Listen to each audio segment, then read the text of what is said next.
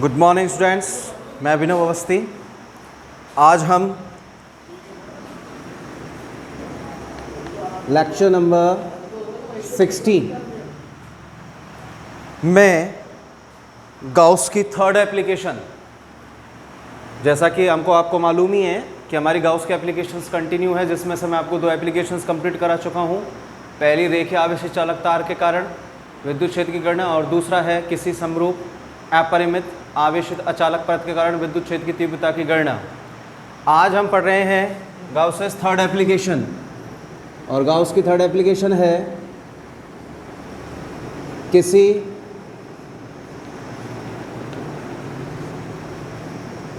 समरूप आवेशित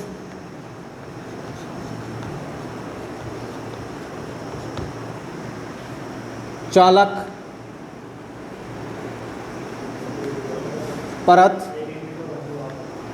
के कारण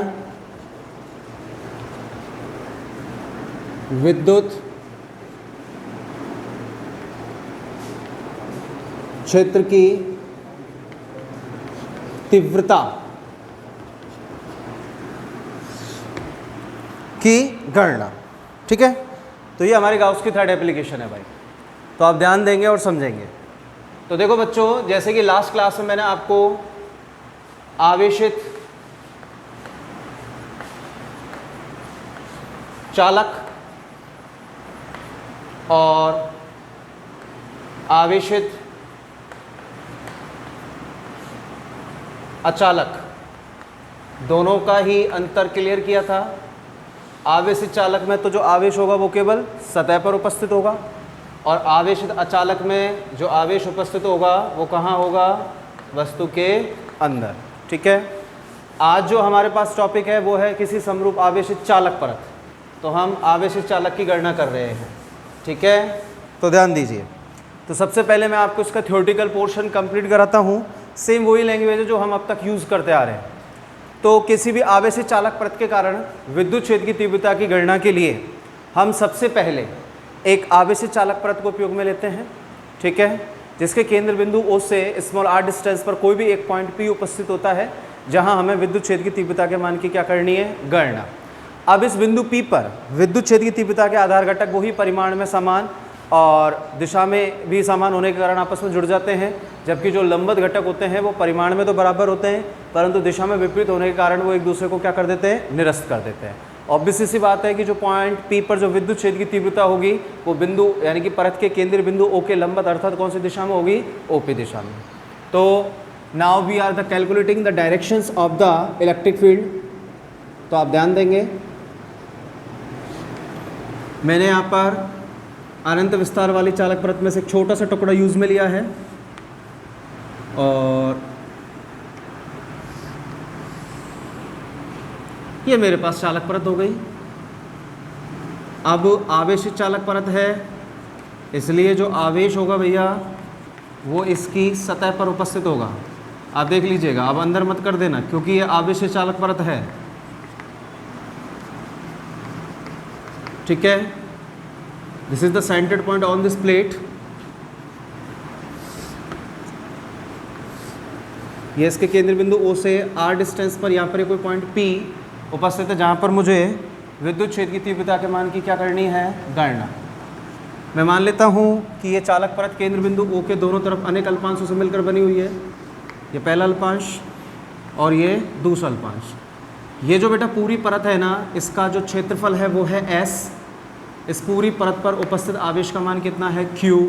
ठीक है, अब ये मैंने अल्पांश टुकड़े लिए हैं, तो अल्पांश टुकड़े का जो क्षेत्रफल सदिश है वो कितना हो गया? ds, और इस पर जो आवेश उपस्थित है वो dq। ऐसे ही इसका क्षेत्रफल सदिश ds, और इस पर जो आवेश उपस्थित है वो कितना हो गया? dq, और इसका जो पृष्ठ आवेश घनत्व है वो भी कितना हो गया? सिग्मा।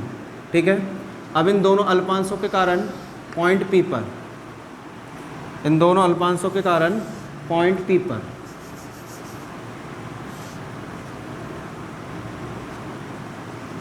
ये हो गई विद्युत क्षेत्र की तीव्रता या विद्युत क्षेत्र का मान। ठीक है, ये आधार घटक निकालना यानी घटकों को निकालना मैंने आपको सिखाई दिया था। तो ये आधार घटक हो जाएंगे डी ई कॉस थीटा। ये कितना हो गया, ये भी D E cos theta, it's called is the angle of theta. और ये हो जाएंगे बेटा लंबवत घटक, और लंबवत घटक ये कितना हो जाएगा, डी ई साइन थीटा, और ये भी कितना हो जाएगा, डी ई साइन थीटा। अब आपको नज़र आ रहा होगा कि लंबवत घटक परिमाण में बराबर हैं, दिशा में जस्ट एक दूसरे के विपरीत हैं, एक दूसरे को निरस्त कर देंगे, जबकि आधार घटक सेम डायरेक्शन में होने के कारण आपस में क्या हो जाएंगे, जुड़ जाएंगे। तो यहाँ पर जो विद्युत क्षेत्र की तीव्रता होगी ना बेटा, उसकी जो दिशा होगी वो परत के केंद्र बिंदु ओ के कैसी होगी, लंबवत। वही बार बार की वही कहानी है कि ये किस में है, 2D में है, अगर इसको 3D में लेंगे तो परत ये बनेगी, और विद्युत क्षेत्र की तीव्रता इस दिशा में है तो जस्ट इसके कैसी हो गई, लंबवत। ठीक है, अब डायरेक्शंस हमने कैलकुलेट कर ही ली है, अब हमें क्या निकालनी है, वही विद्युत क्षेत्र की तीव्रता का व्यंजक निकालना है। तो व्यंजक निकालने के लिए हम इस चालक परत के लिए, इस चालक परत के दोनों ओर क्या करते हैं, गाउसियन पृष्ठ का क्या करते हैं, निर्माण करते हैं। तो ज़रा ध्यान दीजिए, ये मेरे पास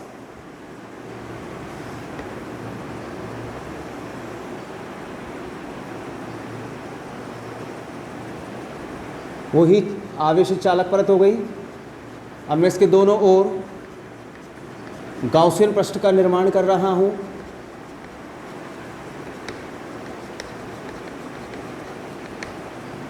ये इसका सेंटर पॉइंट O, इससे स्मॉल r डिस्टेंस पर वही पॉइंट P उपस्थित है जहां हमें विद्युत क्षेत्र की तीव्रता ज्ञात करनी है। आप देख लीजिएगा इसी डायग्राम, ठीक है। अब इसके दोनों तरफ गाउसियन पृष्ठ की रचना कर रहा हूं मैं, तो देखिए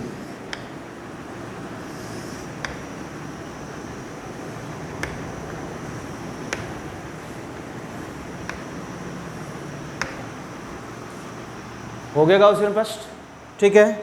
अब आपके दिमाग में क्वेश्चन आ रहा होगा छोटा सा कि सर इससे पहले आपने आवेशित अचालक परत के कारण विद्युत क्षेत्र की तीव्रता ज्ञात की थी, तो उसमें तो आपने इस पृष्ठ को बाहर लिया था, इसमें आपने इसके अंदर क्यों ले लिया है, व्हाट्स द लॉजिक।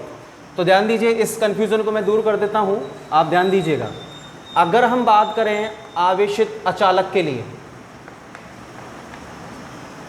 आवेशित अचालक के लिए, तो देखो बेटा आवेशित अचालक के अंदर आवेश सतह पर उपस्थित नहीं होता है, कहाँ उपस्थित होता है, अंदर। आ रही बात समझ में। तो आप तो इसके अंदर भी ले लोगे, तब भी आपके पास विद्युत क्षेत्र की तीव्रता के मान की कैलकुलेशन आप कर सकते हैं, क्योंकि अंदर भी आवेश की उपस्थिति है। अगर हम आवेशित चालक के, अगर हम क्या ले लेंगे, आवेशित चालक के अंदर अगर हम, सॉरी आवेशित चालक परत के अगर हम बाहर लेंगे, तो जो वैल्यू आवेशित अचालक पर निकल कर आ रही है, सेम वही वैल्यू किस पर निकल कर आएगी, आवेशित चालक पर निकल कर आएगी। फिर तो दोनों का अंतर ही खत्म हो गया ना, ठीक है, फिर तो दोनों का डिफरेंट ही खत्म हो गया। अब हम जानते हैं कि आवेशित जो चालक है उसके अंदर आवेश की उपस्थिति कैसी मानी जाती है, नगण्य मानी जाती है। तो इससे डिफरेंट करने के लिए हम पृष्ठ को कहाँ मानते हैं, अंदर मानते हैं, ठीक है। और अभी जैसे ही कि किसी बच्चे ने एक कमेंट डाला था कि जब हम आवेशित अचालक परत के लिए जो मैंने गाउसियन पृष्ठ किया था, तो उसने कहा था कि सर हम इसको आपने इसको सर पैरेलली क्यों लिया, आप इसको ऊपर नीचे क्यों नहीं ले सकते हैं। तो मैं आपको बताना चाहूँगा कि जैसे कि ये हमारे पास आवेशित अचालक परत थी, ठीक है ना। तो जिस भैया ने भी मेरे से क्वेश्चन पुटअप किया था, उन भैयाओं को मैं बता देना चाहता हूँ कि भैया ये आवेशित अचालक परत है, हमने गाउसियन पृष्ठ का निर्माण ऐसे किया था, ठीक है। भैया का क्वेश्चन था कि सर आप इसको ऐसे क्यों नहीं ले सकते, अगर हम इसको यहाँ से न हटाकर यूँ लेंगे तो बेटा ऊपर आवेश की उपस्थिति तो है ही नहीं ना। जब आवेश की उपस्थिति नहीं है तो विद्युत क्षेत्र कैसा हो जाएगा, जीरो हो जाएगा ना ऑलरेडी, इसलिए हम इसको परपेंडिकुलर नहीं ले सकते, ठीक है। तो आइए अब हम यहाँ पर इलेक्ट्रिक फील्ड की वैल्यू कैलकुलेट करते हैं। तो हमने यहाँ पर एक गाउसियन पृष्ठ का निर्माण किया है, यहाँ पर भी हमें ये बेलनाकार गाउसियन पृष्ठ, बेलनाकार गाउसियन पृष्ठ प्राप्त होता है, जिसके हमें कितने भाग प्राप्त हो रहे हैं, 3 भाग प्राप्त हो रहे हैं, जिसमें से 2 वृत्ताकार हैं और एक कैसा है भैया, वक्राकार है। एक कैसा हो गया, वक्राकार, ठीक है। आप जरा ध्यान दीजिए, 2 वृत्ताकार और एक कैसा हो गया, वक्राकार, क्लियर। अब देखिएगा, ये हो गया S1 जो कि वृत्ताकार है, ये हो गया S2 जो कि वृत्ताकार है, और ये आपको जो सरफेस दिख रही है कर्विकल शेप, ये हो गया वक्राकार, ठीक है ना। आप जरा ध्यान दीजिए, पृष्ठ की स्थिति को हम रख रहे हैं यहाँ पर, तो आपको मालूम है कि विद्युत क्षेत्र इस दिशा में है ही है। अब इस सममित पृष्ठ पर अल्पांश को आप रखोगे तो वो भी विद्युत क्षेत्र की दिशा में ही होगा, ds वेक्टर। यहाँ पर तो कुछ भी शो करने की जरूरत ही नहीं है, क्योंकि ये वाला हिस्सा तो चालक परत के अंदर है, तो चालक परत के अंदर आते ही आवेश नगण्य हो जाना है। आवेश नगण्य हो जाएगा तो विद्युत क्षेत्र नगण्य हो जाएगा। बचा तीसरा पृष्ठ, आप देख रहे हैं इस दिशा में तो विद्युत क्षेत्र है ही है। अब आप यहाँ पर अल्पांश पृष्ठ को रखेंगे तो अल्पांश पृष्ठ यहाँ पर उसका जो क्षेत्रफल सदिश होगा वो विद्युत क्षेत्र के कैसा हो जाएगा बेटा, लंबवत हो जाएगा। कितने हो गया, 90 डिग्री। अब हम यहाँ पे निकालेंगे संपूर्ण गाउसियन पृष्ठ से निर्गत विद्युत फ्लक्स। तो संपूर्ण गाउसियन पृष्ठ से निर्गत विद्युत फ्लक्स हम निकाल रहे हैं। तो मैंने बेटा संपूर्ण गाउसियन पृष्ठ से निर्गत विद्युत फ्लक्स कितना मान लिया, फाई ई। प्रथम पृष्ठ से निर्गत जो कितना हो गया मेरे पास, फाई ई S1। द्वितीय पृष्ठ से निर्गत विद्युत फ्लक्स हो गया फाई ई S2 और थर्ड से निर्गत हो गया फाई ई S3। आप इनको खोल के भी लिख सकते हैं। तो देखिए integration E vector dot ds vector S1 प्रथम पृष्ठ के लिए, integration E vector dot ds vector second पृष्ठ के लिए जो कि सर्कल टाइप का है, and third integration S3 E vector dot ds vector. ठीक है। अब देखो सेकंड पृष्ठ में तो आपको दिमाग लगाने की आवश्यकता ही नहीं है, आवेश जीरो है तो विद्युत क्षेत्र जीरो हो जाएगा, तो ये तो पहले ही खत्म हो गया। इन दोनों को देखिएगा, फाई ई बराबर में समाकलन S1 ई डी एस कोस, पहला पृष्ठ है भैया सेम डायरेक्शन में, तो मैं डायरेक्टली थीटा की जगह पर कितना लिख रहा हूँ, 0 डिग्री। दूसरा तो खत्म हो गया क्योंकि किसी के जीरो होंगे, पूरा प्लस 0 हो गया। थर्ड को देखिए समाकलन S3 E D S, third पृष्ठ पर ई और डी एस दोनों एक दूसरे के परपेंडिकुलर हैं, तो कितना हो गया कॉस 90 डिग्री। अब आप जानते हैं छोटी छोटी चीज़ें, कॉस 90 का मान 0 होता है। ये पद भी कैसा हो गया, खत्म हो गया। बच्चा ये तो फाई ई इजिकस टू में ई को बाहर ले लीजिएगा, समाकलन डी एस S1 चल रहा है, ठीक है ना। अब देखिए ये हो गया आपके पास, तो डी एस का समाकलन लेंगे तो कितना हो जाएगा S, ठीक है ना। तो फाई ई जो S1 है वो भी S के बराबर ही है, तो हम डायरेक्टली यहाँ पर क्या लिख सकते हैं, फाई ई इजिकस टू में कितना हो जाएगा ES। Equation number first compare करा रहे हो आप किससे, गाउस के नियम से।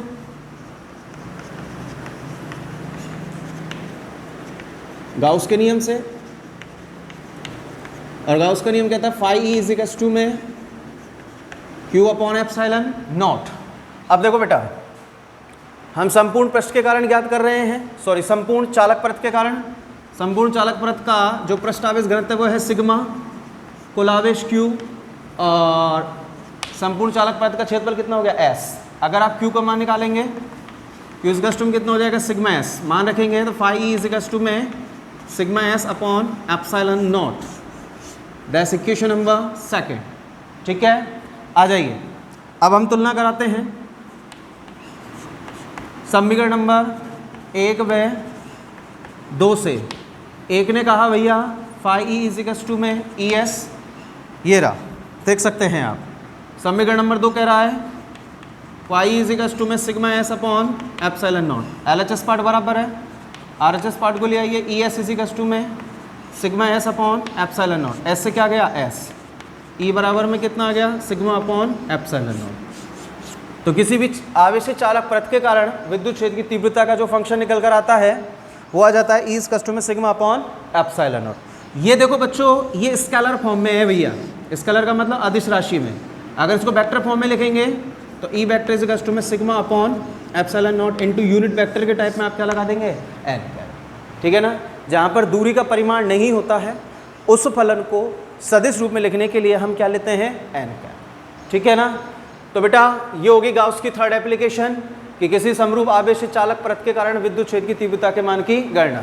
सेम वही आपके पास कंसेप्ट है, सबसे पहले डायरेक्शंस कैलकुलेट करो, फिर आपको पॉइंट पी पर विद्युत क्षेत्र तीव्रता ज्ञात करनी है, उसके लिए गाउसियन पृष्ठ का निर्माण करो, विद्युत फ्लक्स लो, कैलकुलेशन करो और वैल्यूशन आपके सामने निकल कर आ जाएगी, ठीक है। ओके, इसके बाद अब हम चलते हैं गाउस की फोर्थ एप्लीकेशन पर।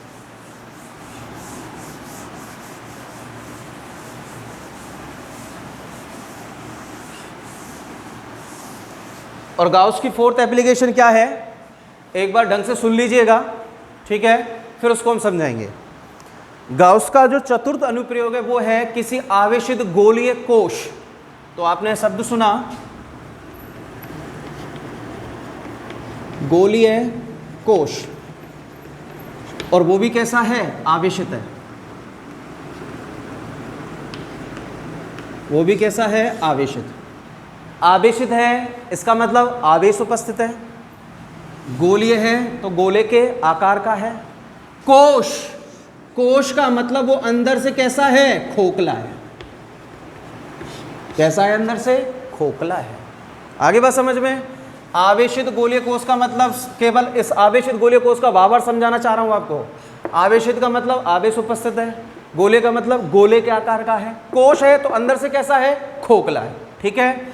तो हमारी गाउस की जो चतुर्थ एप्लीकेशन है वो है कि किसी आवेशित गोलीय कोश के कारण विद्युत क्षेत्र की तीव्रता के मान की गणना, ठीक है।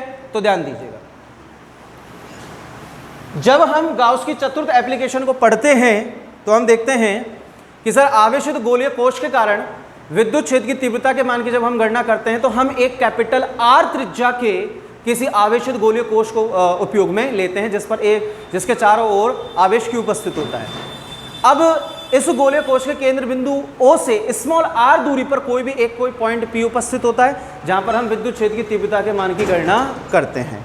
अब ये जो पॉइंट P है जहां पर हम विद्युत क्षेत्र की तीव्रता के मान की गणना कर रहे हैं, ये पॉइंट P इस गोलीय कोश के सतह पर भी उपस्थित हो सकता है, इसके बाहर भी उपस्थित हो सकता है और इसके अंदर भी उपस्थित हो सकता है। यानी कि 3 पॉइंट हो गई, सबसे पहली बाहर, दूसरी कौन सी हो गई, सतह, और तीसरी कौन सी हो गई, इसके अंदर।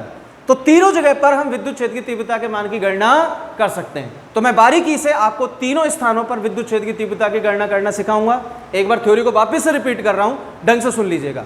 गाउस की चतुर्थ एप्लीकेशन है किसी आवेशित गोलीय कोश के कारण विद्युत क्षेत्र की तीव्रता के मान की गणना करना। आपसे कोई पूछेगा इसको एक्सप्लेन कीजिए, तो आप एग्जामिनर को यही बताएंगे कि सर गाउस की चतुर्थ एप्लीकेशन के अनुसार हम एक कैपिटल आर त्रिज्या के किसी खोखले गोलीय कोश को उपयोग में लेते हैं, ठीक है, जिस पर एक समान रूप से आवेश क्यू उपस्थित होता है, जिसकी त्रिज्या कितनी होती है, कैपिटल आर। अब सर हम क्या करते हैं, इसके केंद्र बिंदु O से स्मॉल r डिस्टेंस पर कोई भी एक पॉइंट P उपस्थित करते हैं, जहां पर हमें विद्युत क्षेत्र की तीव्रता के मान की गणना करनी होती है। अब हम जिस पॉइंट P पर विद्युत क्षेत्र की तीव्रता के मान की गणना कर रहे हैं, यह पॉइंट P 3 जगह उपस्थित हो सकता है, अंदर, बाहर और सतह, ठीक है। तो अब हम बारीकी से तीनों जगहों पर कैलकुलेट करेंगे। तो मेरा सबसे पहले मैं टॉपिक का नाम डाल देता हूं, किसी आवेशित गोलीय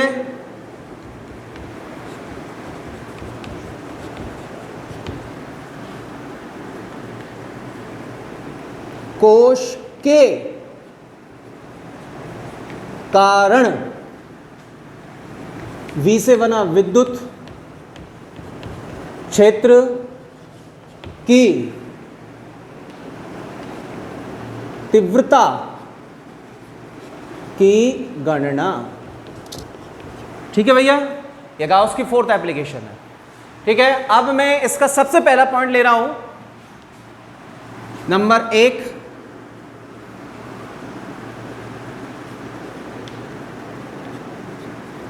जब बिंदु P गोले के बाहर उपस्थित हो, जब बिंदु P गोले के कहां उपस्थित हो, बाहर, ठीक है। अब इसकी थ्योरी क्या बनेगी, इसकी भाषा क्या लिखोगे आप, तो इसकी भाषा लिखोगे, ढंग से सुन लेना, बहुत धीरे धीरे बोल रहा हूं। तो मैं पहली पॉइंट को शॉर्ट आउट कर रहा हूं कि जब बिंदु P गोले के बाहर उपस्थित होगा तो विद्युत क्षेत्र की तीव्रता का व्यंजक क्या निकल कर आएगा, ठीक है। तो आप थ्योरी लिखोगे कि सर हम एक कैपिटल आर त्रिज्या के आवेशित गोलीय कोश को उपयोग में लेते हैं, ठीक है, जिस पर एक समान रूप से आवेश स्मॉल q की उपस्थिति होती है। इस गोलीय कोश के केंद्र बिंदु O से स्मॉल r दूरी पर, अब ब्रैकेट में लिखेंगे बाहर की ओर, किधर की ओर, बाहर की ओर एक कोई बिंदु P उपस्थित होता है। अब हमने ब्रैकेट में बाहर की ओर क्यों लिखा है, क्योंकि हमारा पॉइंट ही क्या है, बाहर की ओर है, ठीक है ना, आउटसाइड। बाहर की ओर एक बिंदु P उपस्थित होता है जहां पर हम विद्युत क्षेत्र की तीव्रता के मान की क्या करते हैं, गणना करते हैं। अब इस पॉइंट P पर जो कि बाहर की ओर उपस्थित है, इस पर विद्युत क्षेत्र की तीव्रता की गणना करने के लिए हम बिंदु O को केंद्र और दूरी स्मॉल r को त्रिज्या मानकर एक गोलीय गाउसियन पृष्ठ की क्या करते हैं, रचना करते हैं। मैं अभी चित्र से समझाऊंगा। एक गोलीय गाउसियन पृष्ठ की क्या करते हैं, रचना करते हैं। और जिस पॉइंट पर आप विद्युत क्षेत्र तीव्रता गणना कर रहे हैं, जो अल्पांश पृष्ठ है वो भी उसी बिंदु पर उपस्थित होगा। तो आप देखिए, मैं एक एक वर्ड को बोलूंगा और फिर डायग्राम बनाऊंगा। देखो बेटा, ये मैंने कैपिटल R त्रिज्या का एक आवेशित गोलीय कोश उपयोग में लिया है। ये हो गया बेटा कैपिटल R त्रिज्या का आवेशित गोलीय कोश। अब कोश है तो बेटा अंदर से कैसा हो गया, खोखला। आवेशित है तो आवेश कहाँ उपस्थित हो गया, सतह पर उपस्थित हो गया। ये इसका केंद्र बिंदु कितना हो गया बेटा, O, एंड ये इसकी हो गई त्रिज्या कैपिटल R। तो ये कैपिटल R त्रिज्या का आवेशित गोलीय कोश हो गया कि नहीं हो गया। इसके केंद्र बिंदु O से, तो बेटा ये केंद्र बिंदु O है, इससे स्मॉल r दूरी पर, यहां ले लीजिए ज़्यादा बड़ा हो जाएगा, इसके केंद्र बिंदु O से स्मॉल r दूरी पर बाहर की ओर, अब आप देख सकते हैं बाहर की ओर है क्या नहीं, एक कोई बिंदु P उपस्थित है जहां मुझे क्या ज्ञात करनी है बेटा, विद्युत क्षेत्र की तीव्रता। अब इस पॉइंट P पर विद्युत क्षेत्र की तीव्रता की गणना करने के लिए ये जो मेरे पास केंद्र बिंदु O है, इसको मैं क्या मानूंगा, केंद्र, और इस दूरी स्मॉल r को त्रिज्या मानकर एक गोलीय गाउसियन पृष्ठ की क्या कर दूंगा, रचना कर दूंगा। तो देखिएगा,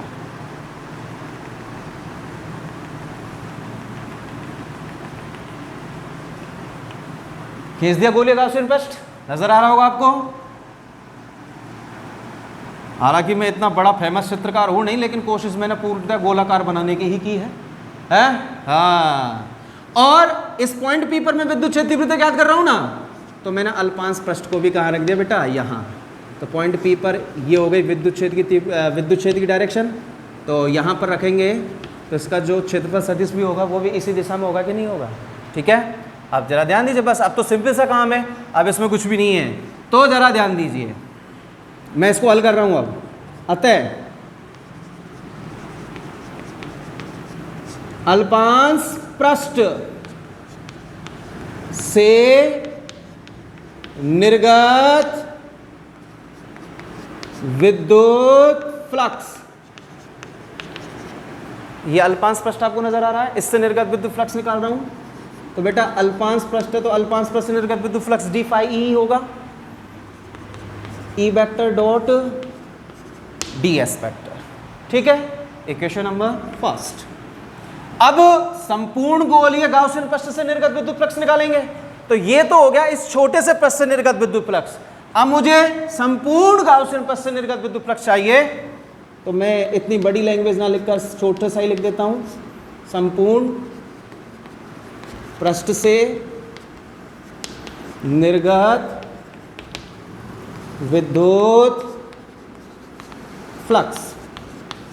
तो बेटा मैंने आपको कितनी बार बताया कि जहां पर भी संपूर्ण नामक शब्द सुनाई दे तुरंत क्या ले लेना है, समाकलन।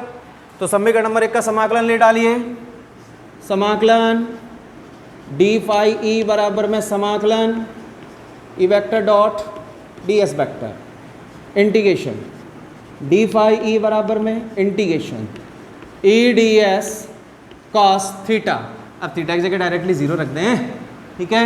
cos 0 का मान कितना होता है भैया, 1, क्योंकि तुम अनपढ़ हो या हमारे लिखना पड़े हमको cos 0 का मान 1 है ना। समाकलन d phi e बराबर में, ठीक है, e ds, e है बाहर काट लो, समाकलन ds, ds का समाकलन कितना हो गया s, तो यहाँ लेंगे हम, तो d phi e का कितना हो गया phi e, और क्या बच जाएगा e s, ठीक है। अब यहाँ s क्या है, ये जो s है ये इस संपूर्ण गोलीय गाउसियन पृष्ठ का क्षेत्रफल है क्या नहीं, ठीक है ना। तो गाउसियन गोलीय वक्र पृष्ठ का क्षेत्रफल,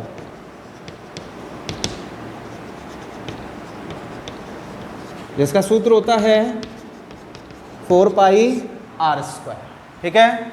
मान रखिएगा, या यहाँ लिख दो, या ई लो, ठीक है ना, जगह को भी ध्यान रखे करो भाई, तो फाई ई इजिकल्स टू में ई तो अपनी जगह पर है ही, एस की जगह पर 4 पाई आर स्क्वायर हो गई ये value. That's called is equation number second. बेटा ये किसकी एप्लीकेशन है? गाउस की। तो दूसरा तुलनात्मक समीकरण किसका निकलेगा? गाउस के नियम से तो निकलेगा। तो गाउस के नियम से,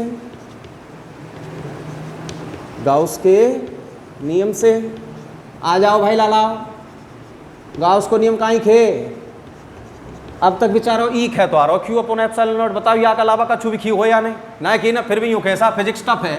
अबे हरामी हो, फिजिक्स टफ है ही नहीं, बहुत इजी चीज है। बताओ गाउस पिछले कितनी सदियों से केवल यही बात बता रहा है कि मैं क्यू अपॉन एप्सिलॉन नॉट के बराबर हूं, फिर भी तुम पे याद ना होए हैं। तुम क्लास में आओ, तुमने दो चुंगे एक बार में, तो फाई इज में क्यू अपॉन एप्सिलॉन नॉट हो गया। ठीक है बेटा, अब तुलना करा दो समीकरण नंबर 2 व 3 से। ठीक है, तो फाई ई इजिकल्स टू में e into 4 pi r square 2 और 3 तो यू ही खैरो बेचारो कि क्यू अपॉन एप्सिलॉन नॉट। तुलनात्मक अध्ययन करा लें, कोई दिक्कत ना है, करा ही लो। लेकिन बात है पहले थोड़ा सा सफाई अभियान शुरू कर देता हूं मैं। ये देखिए ये हमने अब यहाँ पर मोदी जी को फॉलो कर दिया सफाई अभियान चालू करके। तो देखिए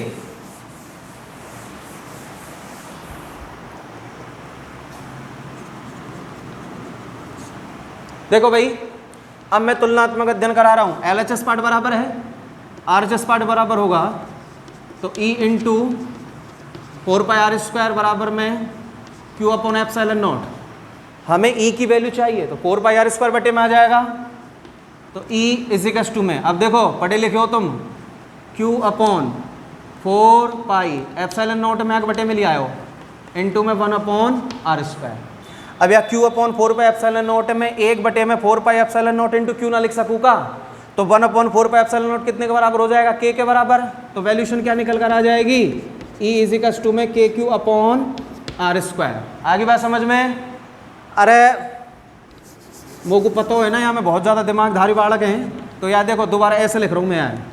E बराबर में 1 upon 4 pi epsilon naught into q into 1 upon r square. हाँ भाई बुद्धिजीवी हो, अब तो समझ में आगो होएगो। 1 अपॉन 4 पाई एप्सिलॉन नॉट के बराबर होए, तो E बराबर में के क्यू अपॉन आर स्क्वायर। तो आवेशित गोलीय कोश के कारण बाहर की ओर बिंदु P पर विद्युत क्षेत्र तीव्रता ही आ गया। ये स्केलर फॉर्म में, वेक्टर फॉर्म में कन्वर्ट करने के लिए आर कैप लगा दिया। अभी कहाँ की ओर आई है? बाहर की ओर आई है ना, तो नीचे क्या लिख देंगे? आउट। आउट का मतलब बाहर, बाहर हो जाओ, आउट, गेट आउट। ठीक है, तो ये हो गया आउट। क्लियर? अब 2 और बच रहे हैं हमारे पास, एक सतह बच रही है और एक अंदर बच रही है। ये दोनों कंडीशन इस दुनिया की सबसे घटिया कंडीशन है। कैसे? आ जाओ। नंबर 2, बहुत मजा आने वाला है। अब वो मजा कैसा आएगा? मजा भी है, मजा बाड़े कोई आवे ऐसे ना आवे। तो देखिए नंबर 2, जब बिंदु P गोले की, गोली लिख दी मैंने पर गोल है ना, जब बिंदु P गोले की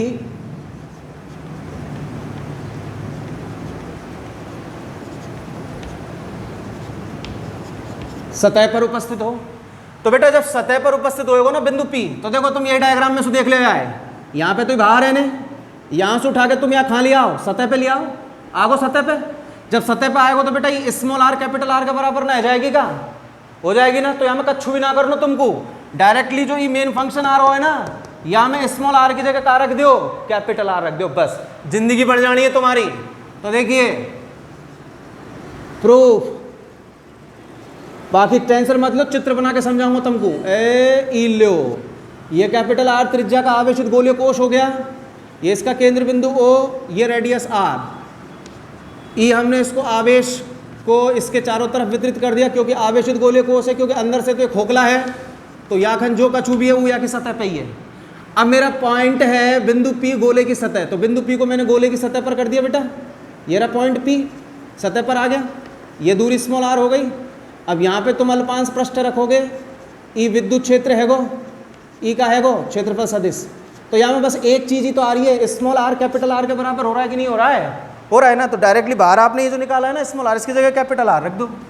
तो आप यहाँ पे लिखेंगे सर हम जानते हैं, हालांकि तुम जानो का छू भी ना है पर यहाँ लिख दे करो, हम जानते हैं कि अभी अभी हमने बाहर की ओर ज्ञात की है कि सर ई आउट बराबर में के q upon small r square. अब मैं कहाँ ज्ञात कर रहा हूँ, सतह पर, तो मैं यहाँ पे लिखूंगा फॉर सरफेस। फॉर का मतलब के लिए, सरफेस का मतलब सतह, सतह के लिए, क्योंकि तुमको अंग्रेजी बहुत ज़्यादा अच्छे तरीका से आवे है। तो ई सरफेस बराबर में के क्यू अपॉन स्मॉल आर की जगह क्या लिख दोगे, कैपिटल आर स्क्वायर। हो गया बेटा। वेक्टर फॉर्म में लाने के लिए यहाँ पर वही क्या लिख दोगे, आर कैप। ठीक है भाई, ये हो गई सतह की गणना। क्लियर? ठीक है। अब जो थर्ड कंडीशन है उसको नेक्स्ट क्लास में कराऊंगा आपको, और इसके बाद इसका ग्राफ निरूपण भी। क्लियर?